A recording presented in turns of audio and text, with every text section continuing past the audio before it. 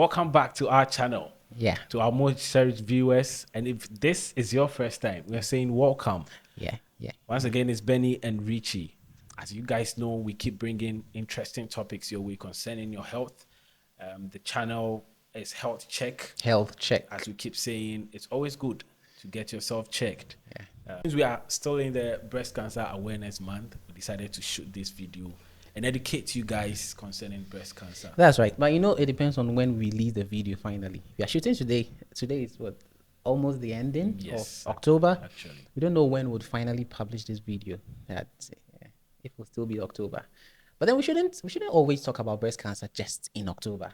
Okay. All year round, we should be talking about breast cancer. Very important. You know, it's something I've also thought about. Okay. The fact that we try to create and conscientize people concerning a particular condition in a particular month doesn't mean when the month passes we cease to talk about them. Talking about it. Yeah, it's more about being intentional when it comes to raising the awareness. Just being intentional in that specific month, but all year round we should be talking about breast cancer. Exactly. So the month October started with the awareness, the color pink. You know, we are repping right here. Yeah. So the color pink was shown in a lot of places. Saw some private and public institutions trying to organize free screening opportunities for people. And what else did you notice? I saw like pink t-shirts, lots of flyers and posters. Yeah. Kind of debunking some myths and educating the public on breast cancer, which is very good. I mean, it's good. We saw stuff like that. Personally, I engage in a few screening programs. Did you do anything breast cancer related this month? You didn't? I haven't yet. You can get mama and mamu. So that's why I kind of say to get your mom a mammography. Okay. Yeah, or get the females in your life who are within the ages of above 35 to 40 years. Yeah, you can get them a mammography if they haven't done one before. Yeah, it's recommended.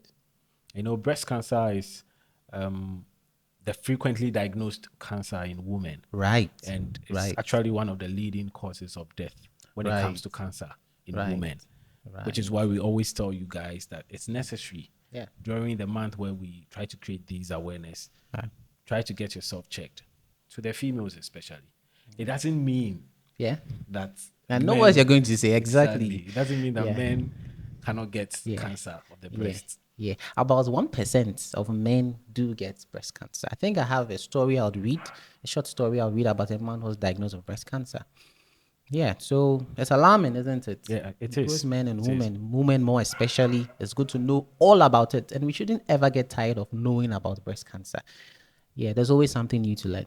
Since they will never stop being diagnosed in people, right? We should never get tired of it. Right. Yeah. There are lots of cases we may not have picked, but as we keep raising awareness, we keep picking cases. So how are we doing it today? Breast cancer awareness. We don't do the traditional, this is breast cancer, these are the risk factors. Hopefully by the end of this month, that's the end of October, you will have learned so much about breast cancer. And I was interested in knowing the situation in Ghana. Okay, you've been talking about breast cancer worldwide stats and all that. We are in Ghana. What's happening in Ghana? So with breast cancer in Ghana, I attended the breast cancer symposium recently. Okay. Found out some interesting stats when it comes to Ghana. So there was a study by, I'm reading it. Okay. A study by Gatti et al. Found out that 3,000 women, so 3,000 women were screened randomly for palpable breast lumps. In Ghana? Yeah, in Ghana, right? So 3,000, out of 3,000, 194 had lumps. Okay. In them. And out of that 194, 23 were diagnosed with breast cancer. Now, breaking down that 23, right? 56% of them were before menopause. Wow. Yeah.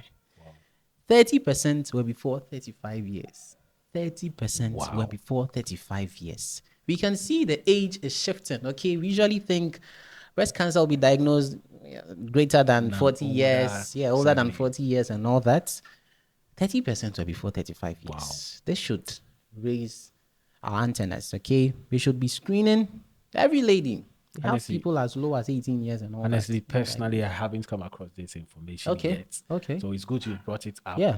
At least to let the younger generation know. Yes. When we are conscientizing people when we get to such month, concerning such conditions. It's not just for the elderly. That's true. If you have a mother, true. you would rather be pushing your mother. So as a female, you'd rather be pushing your mother or your grandmother to go in for the screening, thinking that you are out of the category of people that are likely to get breast cancer. Yeah. And what I picked from this is that we shouldn't be, as health workers, right? Not just doctors, nurses, every health worker, we shouldn't be quick to assume or downplay a breast lump just because of a young age. Okay, That's true. Shouldn't be quick to assume it's a benign condition like fibroadenoma, That is breast the commonest abscess, thing that we think of. fat necrosis, all those things. Shouldn't be so quick to downplay the complaints of a patient. Yeah, we should really pay attention. So please try to be taking notice of what we are describing here. So first of all, if you can touch or feel a lump in your breast, if it's not painful, obviously the first thing that most of the ladies think of is a fibroadenoma. But they do not know a fibroadenoma, so they would visit the hospital and then be told. Yeah, they are told. Yeah, it can be. Yeah, thanks for putting it right. It can be an assumption that it's a fibroadenoma. Meanwhile, if they probe further, they can pick up a possible breast cancer. It could be diagnosed with breast cancer. So lumps, not only lumps anyway, any abnormal findings. I do realize that ladies know their bodies, like they're able to notice subtle changes as compared to men. Pay attention. Yeah, you can say that. Really? Yeah, they pay attention to their bodies. Well, I'm a man and I think I pay attention. What are you trying to tell me? So not just lumps, but nipple discharges, which wasn't there. Nipple discharges basically, and changes in the skin. In fact, every single little change that wasn't there, you should get medical attention concerning that. But so concerning the nipple discharge, if someone is producing breast milk. Yeah, so let me make it an abnormal nipple discharge. Okay. You know, there are times when you shouldn't be producing breast milk. So it will be good to always get clarification concerning any discharge at all. Yeah. So let your doctor clarify that it's normal. So if you're a man and you're also producing exactly a fluid, you have a nipple discharge. You're having a nipple discharge. You should get yourself checked. Yeah, and a lump and all those. I also found out something interesting. Okay, so the time it takes from detection of symptoms to hospital presentation in Ghana, it's an average of 1 week to 5 years. You get it? 1 week. So the time it takes, simply put, the time it takes for someone who has noticed something abnormal in their breasts to finally report to the hospital. Even 1 week is very significant. Yes. And the 1 week, I'm sure, is about 10%. Most people are the 5-year region. You know, it takes a long time. That means that most cases are diagnosed at advanced stages. Yes. Stage 3, stage 4.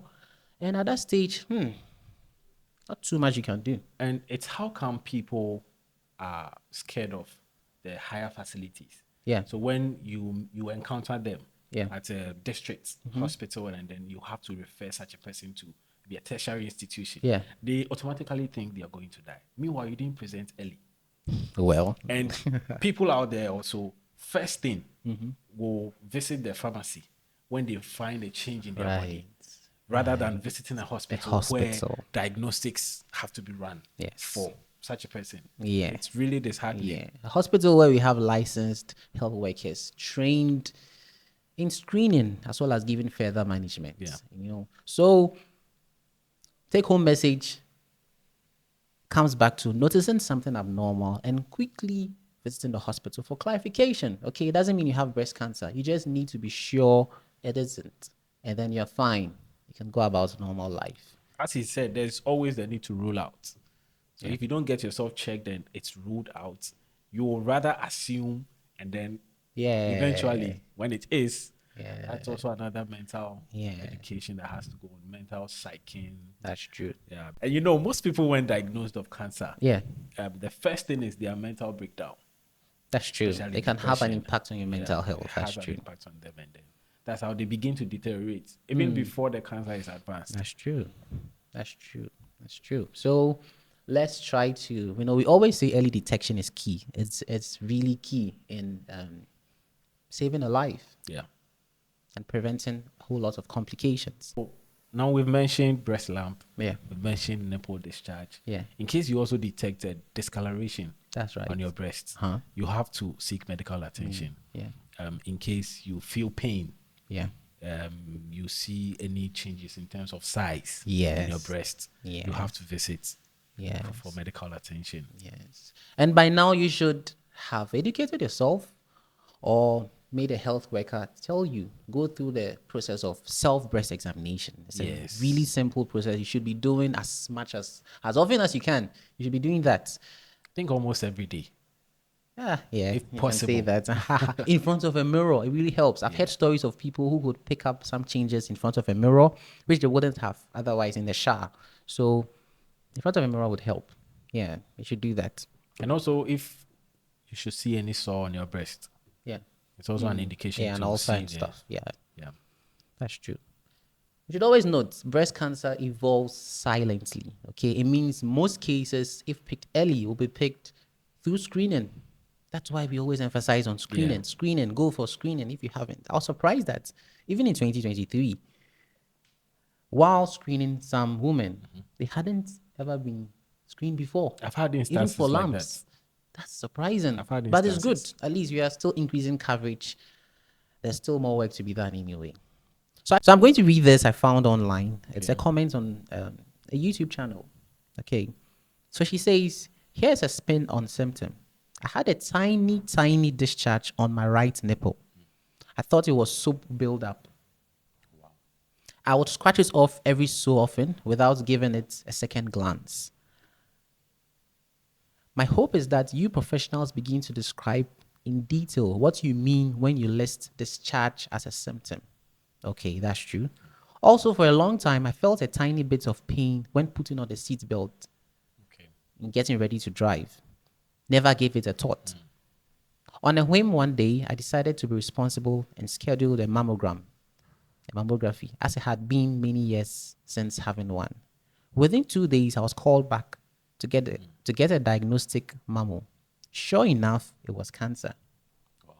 A small lump, smaller than a tic tac, sure you all know the size of a tic tac, was found. So she had the lump removed, and she's 5 years post-op now. Post-op, so 5 years since that operation, the lumpectomy, the lump was removed. She said she's fine so far, so she's warning people to be more careful about describing symptoms, more especially health professionals. Okay, we shouldn't downplay even the tiniest of change noted, and that's true.